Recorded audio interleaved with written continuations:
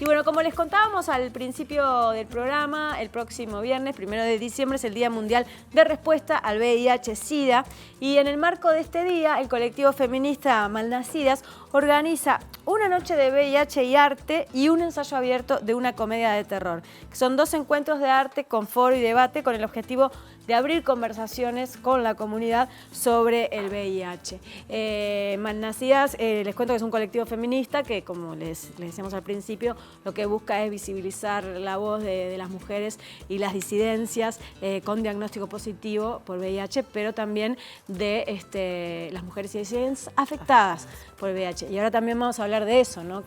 ¿Cuáles son las personas afectadas por esto? Y vamos a recibir entonces a Majo Hernández. Muchas gracias por estar hoy acá, que es productora y coordinadora general de estos encuentros. Bueno, muchísimas gracias por la invitación. Es una gran alegría estar con ustedes compartiendo toda esta información y bueno, todo este arte con ustedes que también son mujeres artistas. Así que feliz. Bueno, divino.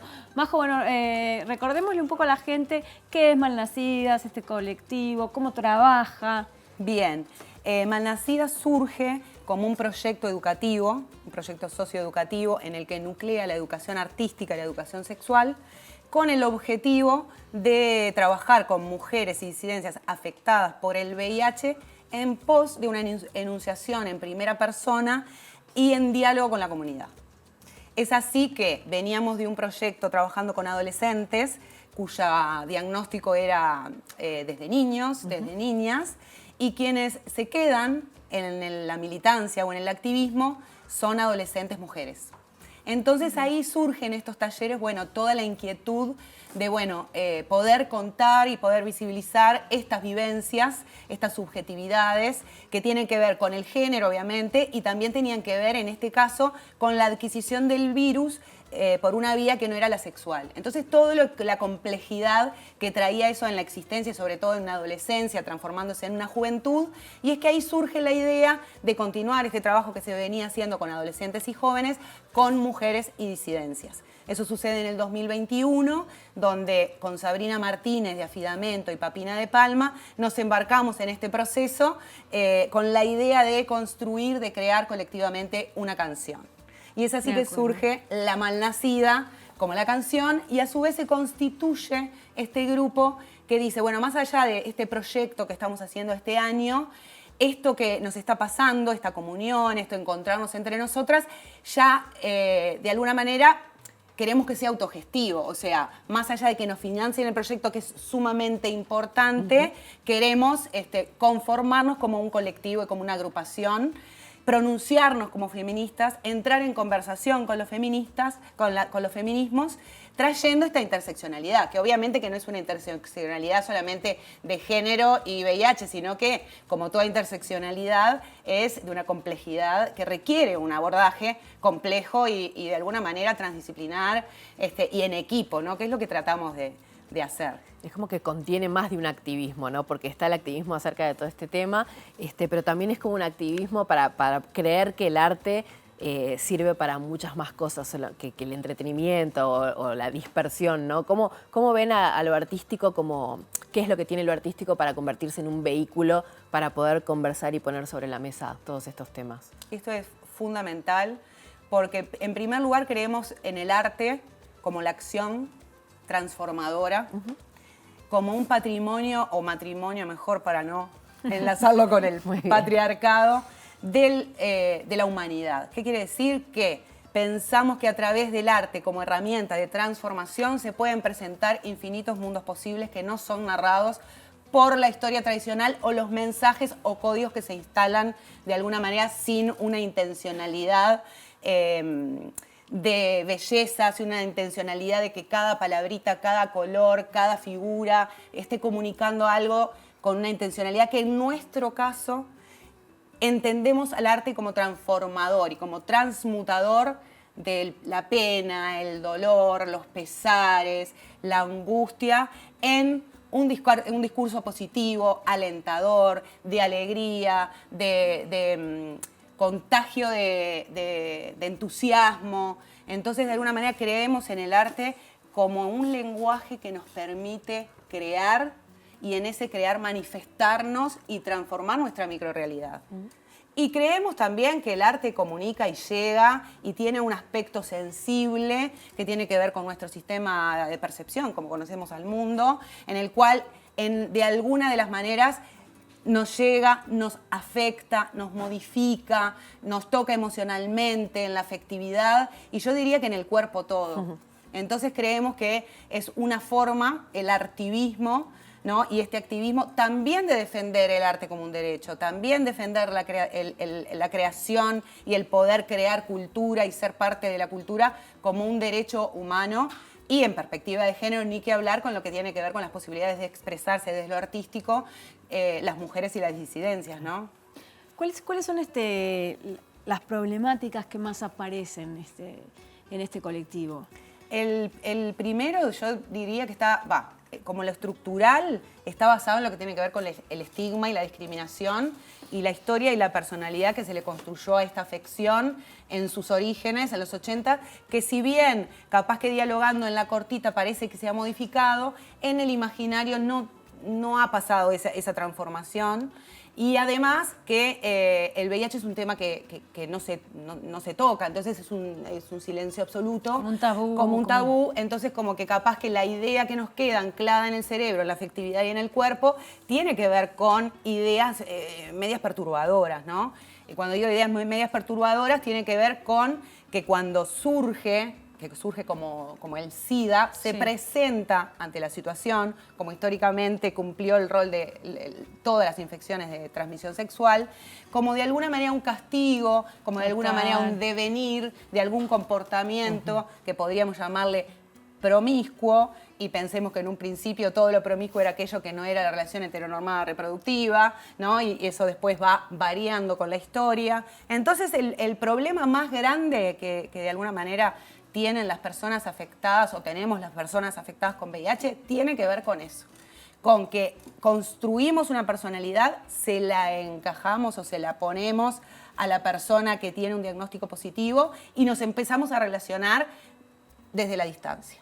Entonces, uno de los primeros digamos, la estructura de los problemas es ese. Después tiene que ver con cómo me relaciono erótico-afectivamente con alguien. Si tengo toda esta carga y si de alguna manera se ha armado mi personalidad como una peligrosidad, ¿no? Como una, imagínense con todo el lenguaje bélico que viene encargado las ITS y sobre todo el VIH, como una mina que está ahí, una mina en tanto granada, que no sé dónde está, pero si la piso, ¡pam!, explota todo, ¿no? Entonces, también lo que tiene que ver con los vínculos es un tema, aparecen ahí problemas. La autopercepción, la autoestima, muchas veces relacionado también con la sexualidad, ¿no? El sentir que la maravilla de la sexualidad, que es creatividad, que es felicidad, que es goce, puede teñirse por una mancha que tiene que ver con lo discursivo, con lo que se construye. Otro de los problemas tiene que ver con la medicación. La medicación, si bien es una medicación que favorece el hecho de poder tener el virus absolutamente dormidito e indetectable, bueno, no deja de ser una rutina, no deja de ser algo que tenés que hacerlo todos los días, tiene sus efectos secundarios que son paliables, obviamente, pero para tener todo eso también tenés que comer bien, tenés que dormir bien, descansar, hacer ejercicio. Entonces también eso se configura en otra de las problemáticas, ¿no? Que tiene que ver con el acceso a la salud, no como algo tan tradicional del acceso a la salud como voy al médico, voy a la médica, me hago los análisis, tomo la medicación, sino una concepción más integral de salud, ¿no? Entonces, por decir algunos de los problemas más macro, ¿no?, que trae esto. Otro de los problemas que trae esto, y es interesante, es mi diagnóstico lo guardo en secreto. Lo cuento a una persona. De repente lo voy a contar a otra persona y esa otra persona ya lo sabe. Entonces, ¿de quién es el diagnóstico, no? ¿Cuántas veces salgo del closet? ¿Cuántas veces me hacen salir? Entonces también es un problema el tema de la confidencialidad, porque muchas veces parece como que es conveniente avisar, decir, o porque hay un vínculo laboral, o porque hay un vínculo afectivo. Y bueno, eso también de alguna manera, además de que viola la ley de intimidad, erosiona, deteriora, angustia, da miedo y bueno, y un poco esto que Val Flores, que es una teórica queer, trae, es, bueno, ¿de quién es mi diagnóstico? ¿No? Que ya lo trae en relación a lo que tiene que ver con las relaciones homoeróticas, ¿no? Claro. O sea, no lo digo, lo oculto, trato de que nadie sepa, pero en realidad la gente lo sabe. Entonces, ¿cómo sé yo quién sabe? ¿Quién sabe? ¿No? Claro. Entonces, esa es otra temática que ahí tranca como la vivencia plena de la vida, de la sexualidad, de los vínculos. Y bueno, esas son las temáticas que intentamos como darle luz, desmarañar, desarmar Porque sigue las habiendo ideas. poca información. Sigue habiendo poca información. Sigue habiendo gente que cree determinadas cosas que ya no son de esa manera. Sí, eso sigue sucediendo. Y ahí, desde mi punto de vista, hay, por un lado, responsabilidad del Estado. ¿Qué dice el gobierno, la gobernanza, cuando en días como estos, como el 1 de diciembre o el 29 de julio, que es el Día Nacional? ¿Cómo se pronuncia la gobernanza ante estas temáticas? Entonces, eso es un punto interesante, porque siempre se dirige y siempre le habla a aquellas personas que no tienen diagnóstico positivo, para que no lo tengan. Claro. Entonces, ahí ya estamos fragmentando la comunidad, por ejemplo, ¿no? Entonces ya es, bueno, para que no tengan, les digo, hagan esto, hagan esto, hagan esto, y ustedes que tienen, tomen la medicación, ¿no? Hay una cuestión de control sanitario, ¿no? Desde ese punto de vista, y tal vez cuando se habla desde ese punto, ¿no? Pensando que es una infección de notificación obligatoria y que a donde se avisa tiene que ver el nombre con vigilancia, ¿no? Ahí también nos damos cuenta que no solamente en el imaginario, en la comunidad hay falta de información, sino también que el Estado tiene una responsabilidad de comunicar y de comunicar con evidencia científica, hablarle a toda la comunidad, porque también desde Malnacidas pensamos que el VIH nos afecta a todos, a todas, porque convivimos con el virus y si tenemos relaciones sexuales con otras personas, nos vinculamos no solo con ese virus, sino con millones de otras bacterias. Entonces, de alguna manera, sí, estaría buenísimo que esto se tomara como una afección comunitaria y en tanto la respuesta también fuera comunitaria. Ni que hablar que la falta y la ausencia de educación sexual integral contribuye a esto que recién vos traías, Noelia, de la ignorancia que circula en la comunidad.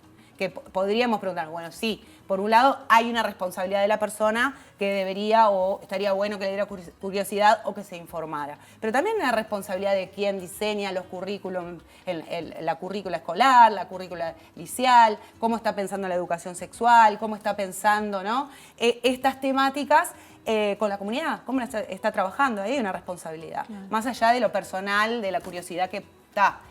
Cada persona puede tener en tanto vivimos y convivimos con el VIH. Total. Y es re importante, bueno, estábamos hablando antes de empezar la nota de lo discursivo, ¿no? La palabra cómo va cambiando significado, que acá se nombre ahora como Día Mundial de respuesta al VIH-Sida y no de lucha en contra, ¿no? Eso ya es como Eso es fundamental. Importantísimo, porque el lenguaje construye y bueno, en esto de la lucha viene emparentado con todo el lenguaje bélico. Sí. Lucharíamos contra cuando en realidad tendríamos que amigarnos, ¿no? Y ver la forma de... Porque al final te pones a luchar contra... aprender a vivir vos mismo, ¿no? Entonces, claro, es como aprender, como decían, a compartir, a convivir con el VIH, no solamente porque capaz que yo tengo un diagnóstico positivo, capaz que vos, sino que la comunidad lo tiene.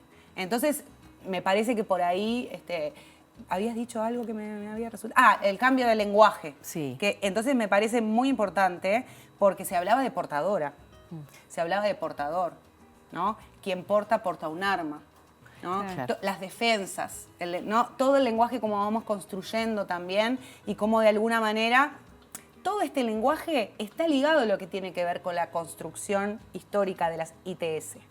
¿No? Cómo empiezan a importar, en qué momento histórico empiezan a importar las infecciones de transmisión sexual, cuántas teorías hay acerca de su origen, cómo hay una teoría precolombina, cómo hay una teoría colombina, cómo está teñido de colonialismo, porque si vemos las historias de las ITS, Haití siempre está, por ejemplo, metido, ¿no? Si vemos las historias de las ITS, muchas veces se ha racializado algunas infecciones de transmisión sexual. si vamos a las historias de las ITS, en el momento que la sífilis era la vedette, se corporizó en cuerpo de mujer, en cuerpo de prostituta. ¿Y por qué se investiga y por qué se estudia? Para que la milicia no se infecte. Claro. ¿Por qué empiezan a existir los preservativos? Para que los soldados en milicia no se infecten. Claro. Porque también en esas milicias iban acompañados de, en ese momento, prostitutas, porque no existía la legislación. Majo, esto es Perdón, como para, yo no, creo es que como no puedo para hablar parar. mucho rato, pero como nos quedan re pocos Sí. minutos y nos colgamos con todo eso porque nos parece como también muy interesante, importante que se sepa, lo que sí queremos es las 2 fechas que tienen con Perfecto. estas actividades. Una es este viernes. Este viernes, 1 de diciembre, una noche de VIH y arte, donde nos van a acompañar mujeres artistas feministas. ¿Da el tiempo para nombrarlas? Sí, dale. Laura Falero, que es quien hizo todo este año el proceso de creación de los monólogos. Cecilia Durán Jaurena, que es la educadora sexual que hizo también un proceso de creación de textos. Angie Oña, María Rosa Oña, Adelina Perdomo, Papina de Palma, Paola Larrama, Cecilia Badí, Soledad Castro Lazaroff. Creo que no me olvido de ninguna. Cuadrazo. Van a estar leyendo textos que se han creado en estos años por mujeres afectadas por el VIH. Papina va a estar cantando algunas canciones, vamos a estar cantando con ella, 1 de diciembre en el Bar Aló a partir de las 20 horas. Perfecto. Y el 14 de Ahí diciembre está la en Sala Corchea hacemos un ensayo abierto de la obra que vamos a realizar el año que viene, que es Malnacidas, una comedia de terror, que son monólogos estandaperos, monólogos de comedia que se están creando junto a Laura Falero. Queremos hacer un ensayo abierto para ver qué piensa la gente, si se ríen, si no se ríen, qué aportes nos pueden hacer. Si serán Perfecto. importantes los ensayos con público. Para las Eso, nos vamos a dar actrices, el lujo de Creación colectiva. Eso, de hacer un ensayo abierto con gente. Así que bueno, Divino. por ahí Majo. andamos. Majo, Muchísimas muchísimas gracias por haber estado hoy acá y bueno, y que estén divinos y que vaya mucha gente a las 2 actividades, que es muy importante. Muchas gracias a ustedes por abrir esta puerta a la información. Por Muchísimas favor. gracias. Siempre Gracias. tenerte. Gracias.